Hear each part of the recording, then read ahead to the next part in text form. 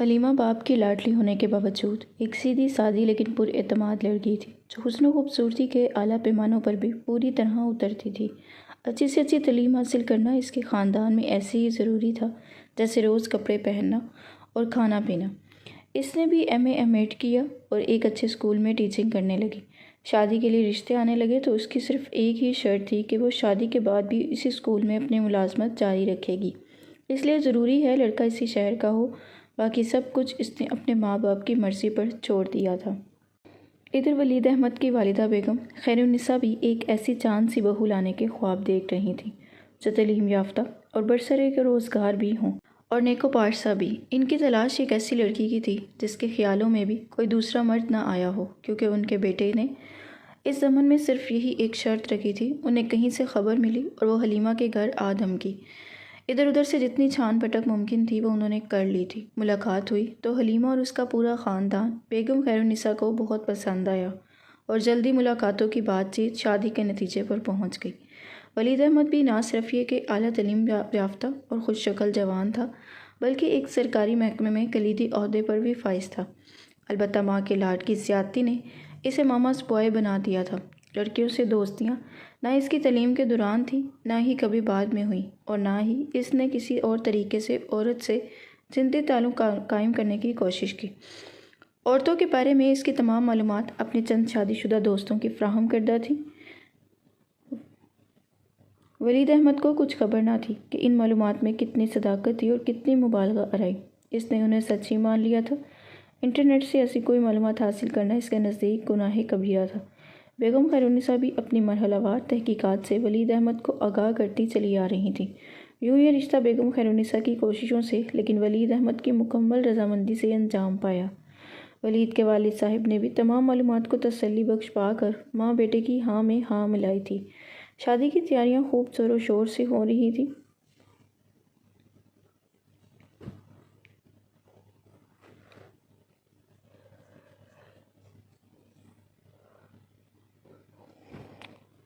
اور بہت دھوم دھام سے شادی انجام پا گئی۔ حجلہ عروسی میں حلیمہ اور ولید احمد کو بن کر تک اور بہت دھوم دھام سے شادی انجام پا گئی۔ حجلہ عروسی میں حلیمہ اور ولید احمد کو بند کرنے تک ہر طرف خوشیوں کا راز تھا، اور حجلہ عروسی یوں تو پورا کمرہ ہی بہت محنت سے سجایا گیا تھا، لیکن دلہا دلہن کی مسحری پر خاص توجہ دی گئی تھی۔ پورا ماحول رنگا رنگ سج دھج سے آراستہ تھا۔ کمرے کی ہوا پھولوں کی مہک سے معطر تھی۔ کمرے میں ہلکی ہلکی روشنی نے عجیب طلسمی فضا قائم کر دی تھی۔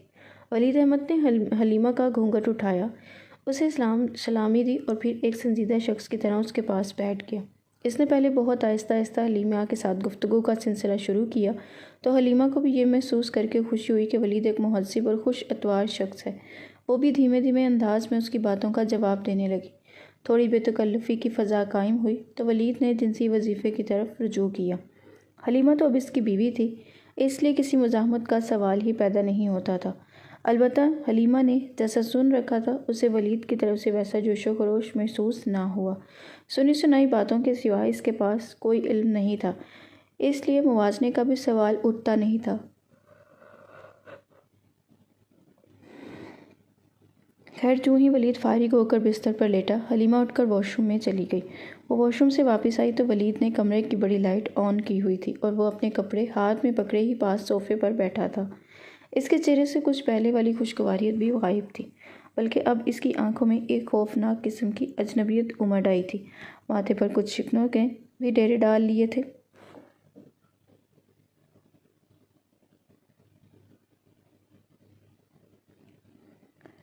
حلیمہ کے باہر آتے ہی وہ واش روم میں داخل ہو گیا اور حلیمہ واپس آ کر بستر پر بیٹھ گئی۔ کچھ دیر بعد ولید واش روم سے باہر نکلا تو اس نے پورے کپڑے پہنے ہوئے تھے۔ حلیمہ کا خیال بھی تھا اور خواہش بھی تھی کہ ولید پھر سے ان کے بستر پر آ جائے، لیکن وہ واش روم سے نکلتے ہی دروازہ کھول کر باہر چلا گیا۔ اب تو حلیمہ کو سخت حیرت ہوئی۔ وہ سوچ رہی تھی کہ یہ کیسی سہاگ رات ہے، مگر پھر اس خیال سے خود کو ڈھارس بندائی کہ شاید اسے کسی چیز کی ضرورت پڑ گئی ہوگی جسے لینے وہ باہر گیا ہے۔ بہرحال وہ 10-15 منٹ بعد واپس آ گیا۔ اب اس کے ہاتھ میں ایک کمبل اور ایک تکیہ بھی تھا۔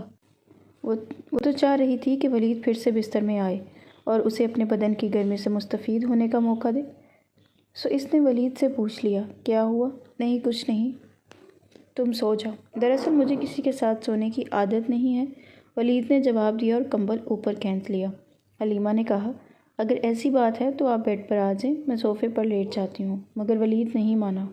سو اس نے پوچھ لیا، کیا ہوا ہے؟ نہیں کچھ نہیں ہوا، تم سو جاؤ، دراصل مجھے کسی کے ساتھ سونے کی عادت نہیں ہے، ولید نے جواب دیا اور کمبل اوپر کھینچ لیا۔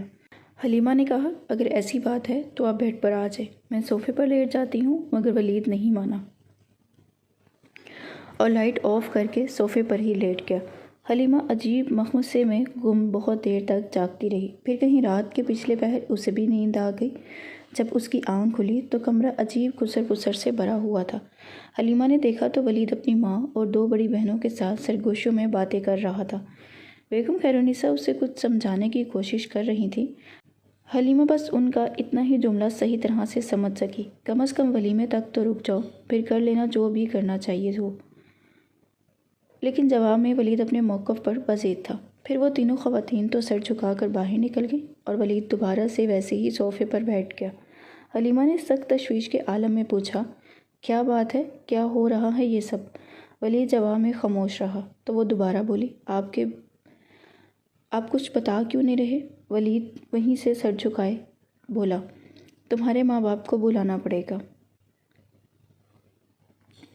میرے ماں باپ کو؟ وہ تو شام کو ولیمے پر ہی آئیں گے۔ پھر ابھی بلانے کی کیا ضرورت ہے؟ ضرورت ہے، اسی لیے تو بلانا پڑے گا، ولید نے بڑے روکھے لہجے میں جواب دیا۔ اب معاملہ حلیمہ کی برداشت سے باہر ہو رہا تھا۔ اب پہلے مجھے بتائیں جو بھی بات ہے، پھر ضرورت ہوئی تو میرے ماں باپ کو بھی بلا لیجیے گا۔ بات تو بہت سیدھی ہے، لیکن ہو سکتا ہے تمہیں سمجھ نہ آ سکے۔ کیوں؟ میں کوئی جاہل ہوں، گونگی بہری ہوں یا پاگل ہوں؟ آپ مجھے بتائیں جو بھی آپ کا مسئلہ ہے، میں سننے کو تیار ہوں۔ اب حلیمہ کے لہجے میں بھی سختی آ چکی تھی۔ ولید نے چہرہ اوپر اٹھایا تو اس کی آنکھیں سرخ ہو رہی تھیں، اس کے گردن کی رگیں تک تنی ہوئی تھیں اور کانوں کی لوئیں بھی تپ رہی تھیں۔ وہ بولا، میں نے اپنی والدہ کو پہلے ہی بتا دیا تھا کہ میں ایسی لڑکی سے کسی صورت بھی شادی نہیں کر سکتا جو پہلے ہی کسی اور مرد کے استعمال میں رہی ہو، مگر وہ پھر بھی ٹھیک طریقے سے جانچ پڑتال نہیں کر سکیں۔ آپ کو معلوم تو ہے نا آپ کیا کہہ رہی ہیں؟ حلیمہ کے سوال میں بھی اب کرختی در آئی تھی۔ میں اچھی طرح جانتا ہوں میں کیا کہہ رہا ہوں اور میرے پاس اپنے دعوے کا مکمل ثبوت موجود ہے۔ اچھا تو مجھے بھی بتائیے ذرا، کیا ثبوت ہے آپ کے پاس اس بیہودہ دعوے کا؟ میں نے تو رات ہی دیکھ لیا تھا، مگر میں نے مناسب نہیں سمجھا کہ رات گزر جائے تم چادر پر بیٹھی ہو۔ یہی ثبوت ہے کہ میرے دعوے کا، کیونکہ یہ اب بھی اسی طرح سفید ہے جیسے کہ یہ رات ہمارے بستر پر بچھائی گئی تھی۔ اس پر خون کا ایک چھوٹا سا دھبا بھی نہیں۔ یہی ظاہر کرتا ہے کہ تم میرے ساتھ سونے سے پہلے کنواری نہیں تھی۔ میری ماں اور بہنوں کا خیال ہے کہ میں کم از کم ولیمے تک خاموش رہوں، کسی کو کوئی خبر نہ ہونے دوں، لیکن میں کوئی منافق نہیں ہوں کہ یہ سب برداشت کروں، نہ ہی میں کوئی ایکٹر ہوں کہ لوگوں کے سامنے اداکاری کروں۔ اس لیے میں تمہیں ابھی اور اسی وقت طلاق دیتا ہوں۔ میں تمہیں طلاق دیتا ہوں۔ اب تمہارے لیے اچھا ہے کہ اپنے ماں باپ کو فون کرو تاکہ وہ آ کر اپنی اس گناہ کی گٹھری کو لے جائے، اور خود کمرے سے باہر نکل گیا۔ حلیمہ کو پہلے تو کچھ دیر تک سمجھ ہی نہیں آئی کہ کیا ہوا ہے، لیکن جیسے ہی اس کے اوزان بحال ہوئے اس نے پولیس کو فون ملایا اور انہیں اپنا تعارف کروانے کے بعد فوراً آنے کے لیے کہا۔ دوسری طرف سے سوال کے جواب میں حلیمہ نے بتایا کہ یہاں ریپ اور دھوکہ دہی کی واردات ہوئی ہیں، اس لیے وہ ذرا بھی دیر نہ لگائیں، ورنہ ہو سکتا ہے کہ شواہد مٹانے کی کوشش کی جائے۔ لیکن جب حلیمہ نے محسوس کیا کہ دوسری جانب سے اس کی بات کو سنجیدگی سے نہیں لیا جا رہا تو اس نے فوراً اپنے اسکول کا حوالہ دیتے ہوئے دھمکی دی کہ اگر پولیس آدھے گھنٹے میں اس کے پاس نہیں پہنچی تو پورے 1 گھنٹے کے بعد اس کے اسکول کے تمام استانیہ، باقی عملہ اور اسکول کے سارے بچے ان کے تھانے میں پہنچ جائیں گے۔ دھمکی کارگر ہوئی اور پولیس والوں نے فوراً آنے کی حامی بھر لی۔ پولیس کے بعد حلیمہ نے ماں کو کال ملائی اور تمام حالات سے آگاہ کر دیا، مگر ساتھ ہی یہ بھی تاکید کی کہ وہ روتے دھوتے وہ نہ آئیں اور نہ ہی اس کے سسرال والوں کی منت سماجت کرنے کی کوئی بھی کوشش کرے۔ پولیس والی کال کا بھی ان کو بتا دیا تھا، لیکن پولیس پہلے ہی آ گئی۔ ولید اور اس کے گھر والے اس کے لیے بالکل تیار نہیں تھے۔ 12-13 بندوق برادرز پولیس والوں نے شادی والے گھر کو گھیر لیا۔ ولید نے پہلے مزاحمت کی کوشش کی، سنگین نتائج کی دھمکی بھی دی، پھر کہیں ٹیلی فون کرنے کے لیے اپنا موبائل اٹھایا ہی تھا کہ پولیس کی کچھ خواتین نے گھر کے ہر فرد سے ان کے موبائل چھین لیے۔ لینڈ لائن پر بھی قبضہ کر لیا۔ ولید کو ہدایت کی کہ پولیس کو اپنا کام سہولت سے کرنے دے، اسی میں سب کی بہتری ہے۔ پولیس ٹیم کی سربراہی 55 سال کا ایک بارش انسپکٹر اکبر خان کر رہا تھا۔ اس کے کہنے پر ولید انسپکٹر اکبر خان اور 2 لیڈی کانسٹیبلز کو لے کر حلیمہ کے پاس آ گیا۔ حلیمہ نے بغیر کسی جھجک کے انسپکٹر کو سارا ماجرا پوری تفصیل سے سنا دیا اور مطالبہ کیا کہ اس کی رپورٹ لکھی جائے۔ اکبر خان پولیس کی عام شہرت سے ہٹ کر ایک نہایت دھیمے مزاج کا پولیس انسپکٹر تھا۔ پولیس انسپکٹر پوری بات سننے کے بعد وہ حلیمہ سے یوں گویا ہوا، دیکھو بیٹی، میں خود 2 شادی شدہ بیٹیوں کا باپ ہوں اور معاشرے کے جبر سے اچھی طرح واقف ہوں۔ صرف ہمارا یہاں آ جانا ہی تمہارے لیے کافی بدنامی کا باعث بن چکا ہے۔ اب اگر بات آگے بڑھے گی تو اس رسوائی کے چھینٹے تمہارے ساتھ ساتھ تمہارے خاندان پر بھی پڑیں گے۔ یہ لوگ تو لڑکے والے ہیں، یہ تو تمہیں پر الزام لگائیں گے اور تھوڑی سی گرد اٹھنے کے بعد ہر تہمت سے بھی بری ہو جائیں گے۔ البتہ تمہاری زندگی تباہ ہو جائے گی۔ تم کہو تو میں انہیں صلح صفائی پر مجبور کر سکتا ہوں۔ یہاں پولیس پارٹی کے آنے کو بھی میں کوئی اور نام دے دوں گا۔ مگر اکبر خان کی اتنی ہمدردانہ گفتگو بھی حلیمہ کو اپنا موقف تبدیل کرنے پر راضی نہ کر سکی۔ وہ بولی، انسپکٹر صاحب، طلاق تو ہو چکی ہے اور یہ شخص جس کے نزدیک عورت کے کردار کی پاکیزگی صرف خون کے دھبوں سے ہو کر گزرتی ہے، اس سے مجھے کوئی رشتہ نہیں رکھنا۔ اگر اب یہ میرے پیروں میں گر کر معافی بھی مانگے تو میں اسے معاف نہ کروں گی۔ بات بدنامی کی ہے تو کسی کو یہ قربانی دینی ہی پڑے گی۔ عورت رسوائی سے ڈر کر سب سہتی رہتی ہے اور ہمارا معاشرہ اس کا استحصال کرتا رہتا ہے، جب میں اچھی طرح جانتی ہوں کہ گزشتہ رات سے پہلے میرا کسی مرد سے تو کیا کسی عورت سے بھی جنسی تعلق نہیں رہا۔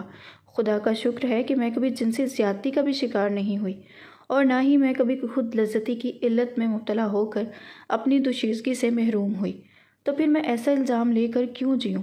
مجھے انصاف چاہیے، دودھ کا دودھ اور پانی کا پانی ہونا چاہیے، تو ہی میں زندہ رہ سکوں گی۔ وجوہات سامنے آئیں گی تو شاید دوسری مظلوم عورتوں کو بھی ہمت مل سکے گی۔ انسپکٹر اکبر خان بہت توجہ سے حلیمہ کی بات سنتے ہوئے ساتھ ساتھ سوچ رہا تھا کہ یہ ایک پڑھی لکھی لڑکی ہے جو معاشرے کی روایات اور رسم و رواج سے بھی اچھی طرح سے واقف ہے۔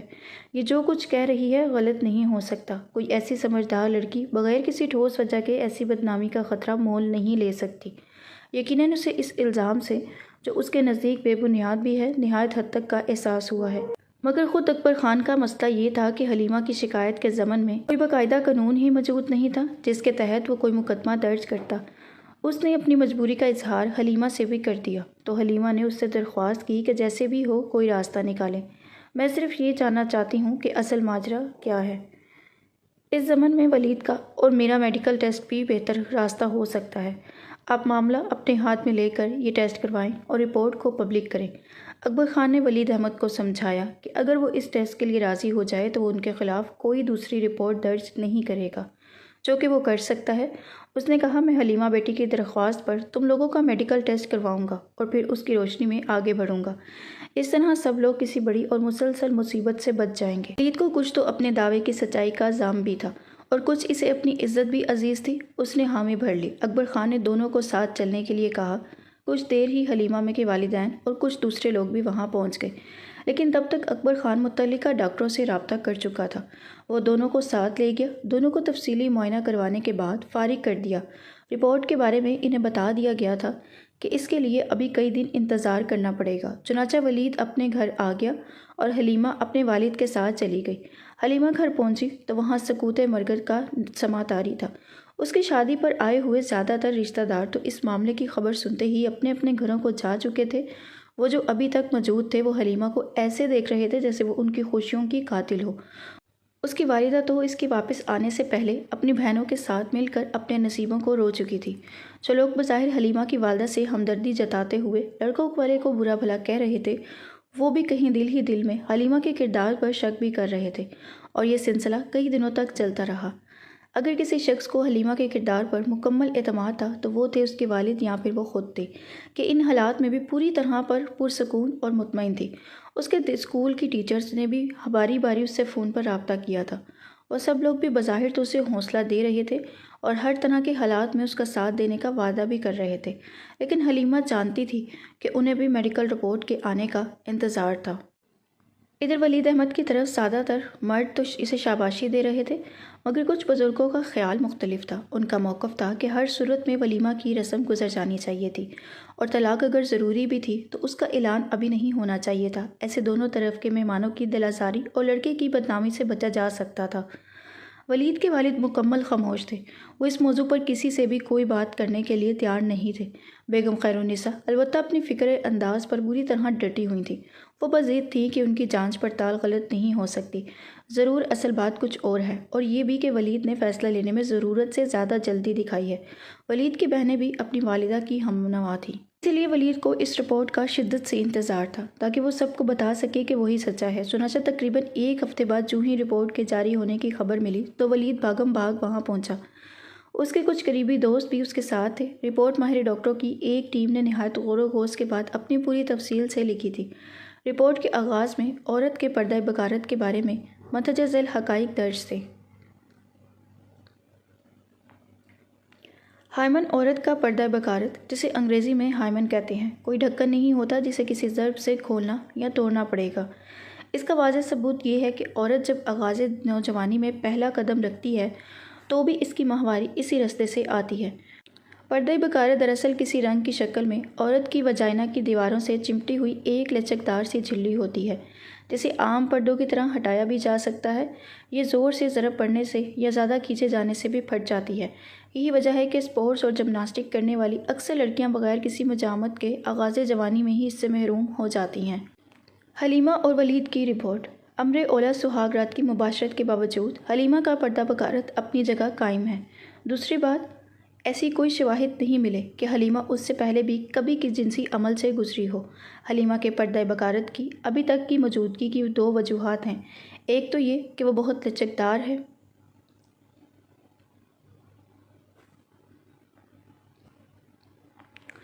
اس نے پیچھے ہٹ کر ولید کے عضوی تناسل کو راستہ تو دیا مگر خود اپنی جگہ موجود رہا۔ دوسری اور زیادہ اہم وجہ یہ ہے کہ ولید کے عضو تناسل میں وہ موٹائی اور سختی ہی نہیں تھی جو حلیمہ کے پردہ بکارت کو ایسی ضرب لگا سکتا جس سے وہ زخمی ہوتا یا پھٹ جاتا۔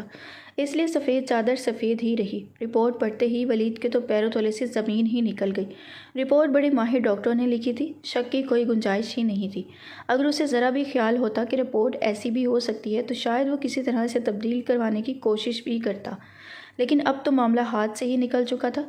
رپورٹ کا پہلا حصہ جو حلیمہ کی دوشیزگی کے بارے میں تھا، اس سے بھی تو وہ ابھی بھی خائف نہ تھا، مگر آخری سطور میں جو خود اس کے مردانہ عضو اور اس کی صلاحیت کے بارے میں درج تھا، ہوش اڑانے کے لیے کافی تھا۔ وہ واپس اس کلرک کے پاس پہنچا جس سے چند منٹ پہلے ہی یہ رپورٹ حاصل کرنے کی تھی، اور جاننا چاہا حلیمہ کی طرف سے بھی کوئی اس رپورٹ کی کاپی لے کر جا چکا ہے یا ابھی تک نہیں۔ جواب ملا کہ وہ دونوں باپ بیٹی صبح صبح ہی اپنی کاپی لے کر جا چکے ہیں۔ اگلے سوال پر یہ جانکاری بھی دی گئی کہ یہ پولیس کیس ہے اور یہ رپورٹ پبلک کی جا چکی ہے۔ اب کوئی بھی شخص فیس ادا کر کے اس رپورٹ کو کاپی پیسٹ کاپی حاصل کر سکتا ہے۔ تو ولید کے تو ہاتھوں کے طوطے ہی اڑ گئے۔ اس کے دوستوں نے یہ بتا کر اسے حوصلہ دینے کی کوشش کی کہ چند ہفتوں کے علاج سے اس کی کمزوری مکمل طور پر دور ہو سکتی ہے، مگر ولید تو اس وقت کچھ اور ہی سوچ رہا تھا۔ اسے یہ فکر کھائی جا رہی تھی کہ وہ اب ان لوگوں کا سامنا کیسے کرے گا جن کے روبرو وہ حلیمہ کی بدکرداری کے دعوے کرتا رہا ہے۔ دوستوں کے ساتھ مشورہ کر کے اس نے پہلا فیصلہ یہ کیا کہ فوری طور پر حلیمہ کے گھر پہنچے اور صلح صفائی کرنے کی کوشش کرے۔ اسے امید تھی کہ وہ منت سماجت کر کے انہیں راضی کر لے گا۔ اس کا خیال تھا کہ وہ لوگ بھی بگڑی ہوئی بات کو بنتے دیکھ کر مان جائیں گے۔ سو وہ دوستوں کو لے کر پہلے سیدھا حلیمہ کے والد کے گھر پہنچا۔ وہاں پہنچ کر اس نے جو دیکھا تو رہی صحیح امید بھی جاتی رہی۔ حلیمہ اپنے گھر کے لان میں ایک پریس کانفرنس کو ایڈریس کر رہی تھی۔ ایج پریس کے ہر نمائندے کو اس رپورٹ کی کاپی فراہم کی جا چکی تھی، اوریجنل انہیں دکھا کر محفوظ کر لی گئی تھی۔ ولید نے بھی پھر بھی کوشش کی کہ حلیمہ اس پریس کانفرنس کو روک دے، کیونکہ اب وہ آ گیا تھا اور وہ ہر شرط پر صلح کرنے، یہاں تک کہ پریس کے سامنے معافی مانگنے کے لیے بھی تیار ہے۔ مگر حلیمہ نے نہ صرف یہ کہ اس کی بات سننے سے ہی انکار کر دیا، بلکہ پریس کے نمائندوں کو بھی بتا دیا کہ وہ کون ہے۔ اور اس وقت یہاں کیوں آیا ہے؟ پریس والوں نے ولید پر نہایت تیز نکیلے اور ذلت آمیز سوالات کی بوچھار کر دی۔ ولید بسط مشکل ان سے جان چھڑوا کر وہاں سے بھاگ سکا۔ حلیمہ نے اپنی بات کو آگے بڑھاتے ہوئے کہا کہ ان حالات و واقعات کی روشنی میں ضروری ہو گیا ہے کہ اب اس لڑکی والے بھی شادی سے پہلے لڑکے کی صحت کے سرٹیفکیٹ کا مطالبہ کیا کرے۔ صحت مطلوب ہر نوع کی صحت، ورنہ لڑکیوں پر اسی طرح الزام لگتے رہیں گے اور ان کی زندگیاں برباد ہوتی رہیں گی۔ شام کو ہی مختلف ٹی وی چینلز نے یہ خبر خوب چٹخارے لے کر چلائی گئی۔